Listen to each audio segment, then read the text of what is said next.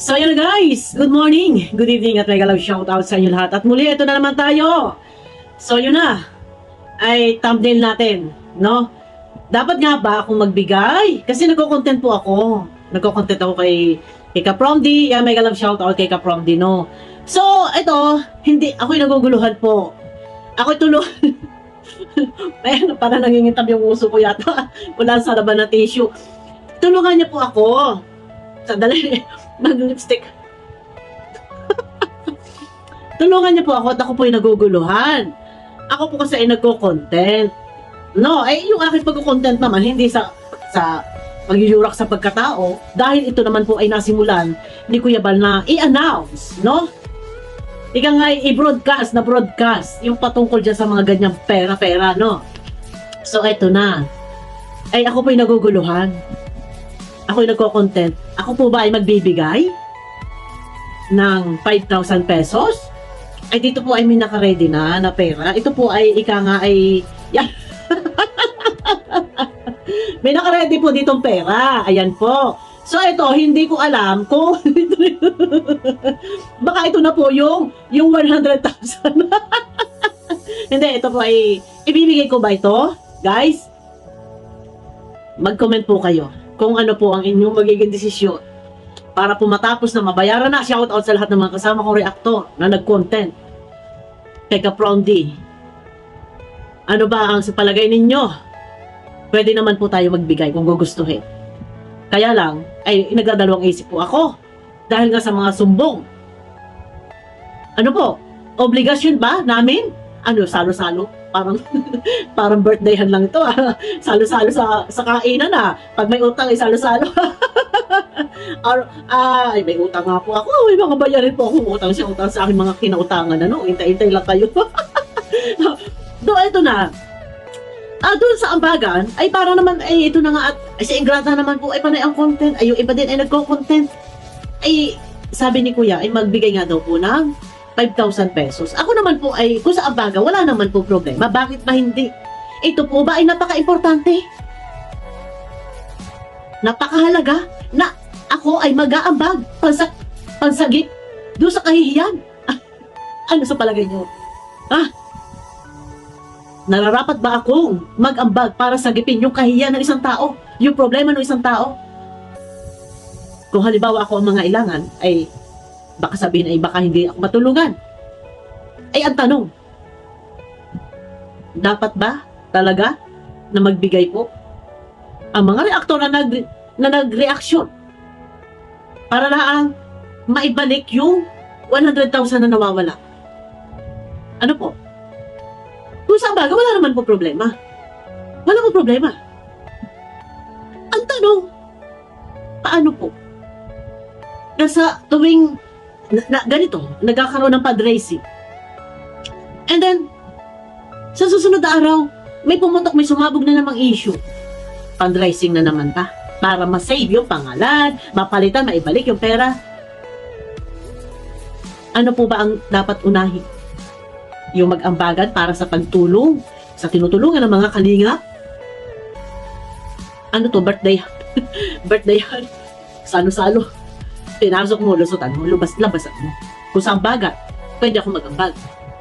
Kaya lang, ay tatanungin ko po ang mga minamahal nating viewers. Ano po sa palagay ninyo? No? Pagbibigay ba ako? Nalilito na ako. So ito na guys, no? Ang kalingap, ay parang napasok ng mga di umano'y charity vlogger. So hindi di umano, kasi pag di umano ay parang walang kasiguraduhan, parang oo, parang hindi. Charity vlogger. So, napasok ng charity vlogger. Ang tanong, charity vlogger nga bang maituturing? Bakit? Iilan lang yung kanilang mga upload video ng charity works. Yung iba halos behind the scene. Pangkalahatan na ito. Ito, ano? Iilan lang, halos behind the scene. Pero di umano ay charity vlogger. Kung i-review mo yung kanilang mga video, ang laman lang po ay 3 sa loob ng 1 linggo yung kanilang charity works. Halos behind the scene. Ngayon, yung mga charity vlogger, hindi naman lahat, hindi lahat, ha? merong mga ibang tamad na charity vlogger. No. Nagpunta sa DAET. Ano ba talaga ang layunin? Sundan yoyopak ng isang Bar Santos Matubang? Or magpalaki ng channel? Sumagap na sponsor? Or nag-aabang ng palipad? Ano ba talaga? Ano ba talaga, ate, kuya? Ay paano po? Ay ganito laganap. Ay kanina may report na naman. Oh, may nagpadala na 3 yen. Oh, 3 lapad. Oh, ano pa? Anong nangyari? Anong nangyari? Ay iwag na natin na. At natatagdagan. Baka naman sabihin ay nasisira ang imahe ng charity vlogger. Hindi naman po lahat, guys. Paglilinaw, no? Hindi lahat ng charity vlogger na nandiyan sa DAET ay ganon. Meron lang po talaga umaabuso. Napapanood naman ninyo kung sino yung mga umaabuso. Ano po? At meron na nga dyan na ikangay na nagkaroon na ng issue yan. Yan kagaya na sa 100,000, nawawala daw. Sino po ba ang naniniwala? Kayo po ba ay naniniwala? So, ako hindi ko alam. Parang oo, parang hindi. Ay, Diyos ko. So, ito na. Ito ay makakasira ba sa ngalan ng kalingap? Makakasira ba ang mga ganitong gawain ng ibang mga charity vlogger? Ano sa palagay ninyo? Makakabuti o makakasira? O yan, shoutout sa lahat ng mga nag-sponsor. Huwag po kayong magsasawa na tumulong sa kalingap. Pero make sure na kung kayo magpapadala, dun po sa subok na talaga. No po? At kung kayo may mga group chat, o siguro ay kung kayo na sa group chat ng kalingap, maaari po kayong mag-update kila Kuya Bal, kay Kalingap Rob, na sa ganun ay maagapan. No? So, eto na. Mahirap naman kasi na lagi na lang issue. Mga reactor mga sponsor. Ano ba naman kayo? Ito po ba ay nararapat na manatili sa kalingap ang ganitong klase ng mga charity vlogger? Ano po sa palagay ninyo? Dapat ba pagbigyang muli, patawarin, tulungan, masagip doon sa kahihiyan? Magkaroon ng ambagan? Marami tayong tanong. Puro tanong. Comment lang kayo guys sa comment section pag-usapan natin, no? So, nararapat nga ba na ito ay manatili sa kaling? Meron tinatawag na second chance. Ay pang ilang chance na yan? Pang ilang beses na yan? O, di ba? Ay paano? Warning. Pero malala. Paano? Ganun na lang. Warning. Absuelto. Di ba? Or, ano ba dapat gawin? Dipahan. Kampihan. Protektahan. Kagaya nga po nung kay Kapromdi, ha? Kung ito i-detalye ko. Yung 100,000 na nawawala. October 3 pinadala. October 4. Na-claim na. Magka-claim, walang update. Kay sponsor, walang update doon sa group chat. Hindi man lang nabanggit na nakuha ko na po, na-claim ko na po yung 100,000. Walang update. Bigla na lang tumawag kay sponsor, ilang araw ang lumipas. No? Nasasabihin ni nawawala si pera, ilang araw po, lumipas na. Tapos, sabi ni Kuya Van, October 11 daw, nang pumunta si Kapromdi sa bahay nila Kuya Van, di umano, ay walang pera. Simot na simot. No? Wala ni isang 5. At kaya nga daw kung binigyan niya ng pambiling cellphone. October 11 po yun. Malinaw po niya sa live ni Kuya Van. Pero, yun na, wala daw pong pera. October 11. Pero, October 12, malinaw na malinaw po. Nakapagbigay pa siya ng 20,000 kay John Rivera. Paano po masasabi na walang pera noong October 11? Samantalang October 12, nakapag-abot pa ng 20,000 kay John Rivera. Ito po ay ayon sa kwento ni sponsor at meron po ibinigay sa akin na screenshot. Screenshot din po ng live ni John Rivera ng October 12. October 11 tama, October 12. At ang resibo po ay hawak ko. Huwag natin konsintihin. Pwede natin tulungan, masagip na sa kahihiyan, pero hindi sa paraan na ika nga ay tayo ay mag-aambagan. Paano magkakaroon ng leksyon? Paano matututo? Nasa tuwi na lang nadadapa, ay binabangon ng kapwa. Paano? Kung muling madapa, kung muling maulit ang ganitong senaryo, ang ganitong pangyayari, paano po? Tutulungan muli? Pang ilang beses na ba? Tanong ko lang kung pang ilang beses. Sige, isa. Sabihin lang natin na isa. Nagsalita si Salima. No? Before, may issue pa din. So ito na, balik tayo. Ay dahil nga sa nagko-content, si Sergio Lepaune nag-content din kanina. Kung sa ambagan po, na sinasabi ni Kuya Bal, game ako. Ay baka mamaya ako i-bus. Sasabihin na, ano ba naman to? Ay, ano sasabihin ko? Simplahan mo na lang booking. Isend mo na lang dito. Ay, sos, Ginoo. Ay, di ba? Ay, bakit? Paano? Paano naman? Paano naman din ako? Kagaya ko ngayon, oh. Nagsipon-sipon ako. Wala akong gamot. Di ba?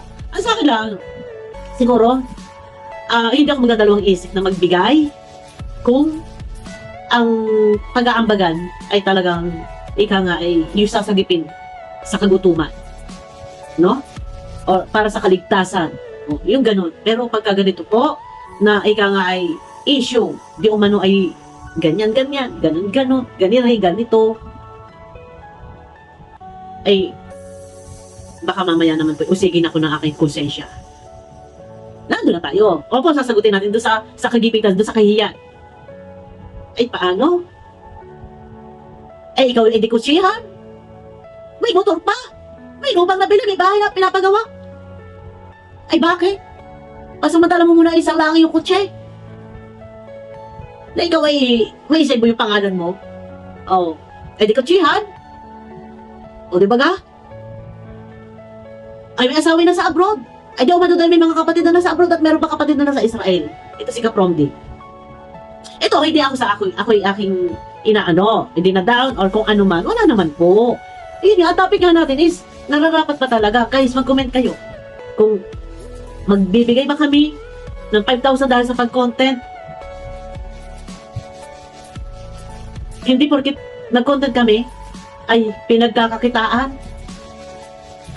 Ang reactor po, malaking bagay ang reactor. Unang-una, nandiyan, nagpapalaganap ng mga video ng Kalingap. Nagpapalaganap ng pagtulong ng Kalingap sa kapwa.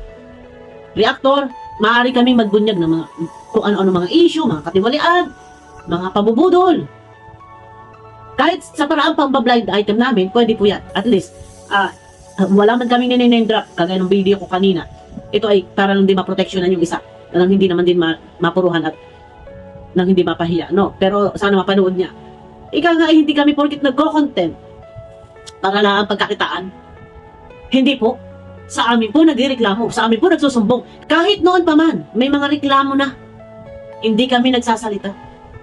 Kasi ayaw namin na mabubulabog ang mga charity vlogger. Pero dahil sa na-i-announce ni Kuya Bal, na-i-broadcast ni Kuya Bal, doon lang kami lumabas. Pero ang buong katotohanan, noon pa man po ay marami ng report sa amin. Kami lang po ay nagtitimpi dahil alang-alang sa Kalingap, sa ngalan ng Kalingap, ay huwag mabutasan ng ibang tao ang Kalingap. Nandi umano nga eh. Baka ang Kalingap ay para pinasok mayata ng mga piranha. No? Hindi kami nagsasalita eh. Pero dahil na-broadcast na eh. Nandito na eh. Na-i-announce na ni Kuya Bal. Siyempre mag-reaction kami. Pero kung hindi ito na-i-announce si Kuya Bal, hindi kami magsasalita. Maliban lang talaga kung kailangan nagipitan na. So ang gagawin namin dito is ititimbre namin kay Kuya Bal. Kaya lang naman kami nakapag-reaction dahil na-reaction na ni Kuya Bal. No? Ganito na ang nangyari. So ngayon, kung kami may nagko-content, hindi para pinagkakakitaan. No? Huwag mo sasabihin pinagkakitaan. Isipin ninyo sa isang video. Halimbawa, maka 10,000 views. Hindi pa nga po yan, naka 2,000 eh. Di ba? Hindi pa po yan maka 2,000. Tapos bibigyan ko ng 5,000. Ay, abulado pa ako. O, di ba? Ngayon, sana lang. Ito ha, last na ito. Ano sabi ko nung isang araw, last na yon. So, ito naman, at yung patungkol nga doon sa ambagan, kayo po ang magdesisyon. Ha? Ako ay nangutang po para kung kinakailangan magbigay, magpadala, para masagip sa kahiyan, nararapat po ba? Tama po ba na ako po ay magpadala? Ang akin naman pinupunto dito is para matapos ang issue. At dahil lang din po sa sinasabi ni Kuya Bal ay mag-ambag. Ano po ba? Ano po ba? Diyos ko. So, ayun na guys, no? Comment lang kayo. obligasyon ba namin? Sagipin siya sa kahiyan. Sagipin siya sa problema. Ano matututo? No? Ay, Diyos ko. Ay, di ko tsihan sa noon. Ay, nako, Diyos ko. So, yun na guys, no? At yan na. Sana lang. Ingat-ingat. Ano? Ako nga, kung gusto ko mag-charity vlog, front ko lang, mag-charity vlog, lalabas ako, pupunta ako doon sa Riles, ilalim ng tulay, gagaluganin ko doon yung mga nagraragpi, nagtatago doon sa ilalim ng tulay, nagbabahay-bahayan dito malapit sa amin doon, doon dito, ay, kakayanin ko po kung gusto ko kunwari magpanggap ako, mag-charity vlogger, front ko, para makakuha ko sponsor. Ay, sorry. Ay, mahirap po. Kaya nga sabi ko, kung ako papasok sa pagiging charity vlogger, kailangan may budget ako. No? Alam mo, mga 100,000, puhunan yun, ayuda. Ganun po yun. Pag wala kayong pera, huwag kayong manghahas na mag-charity vlog.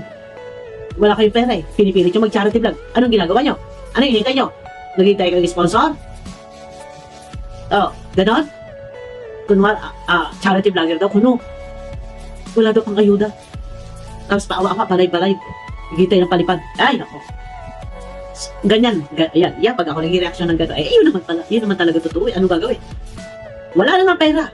Bakit pa manangas, may charity vlog? O, di ba? Huwag kang manahas. Pag pinasok mo yung isang bagay, kailangan, magpupokus ka doon, kailangan may puhunan ka para ka pumasok sa isang negosyo. Ay, ang YouTube ay business yan. Di ba?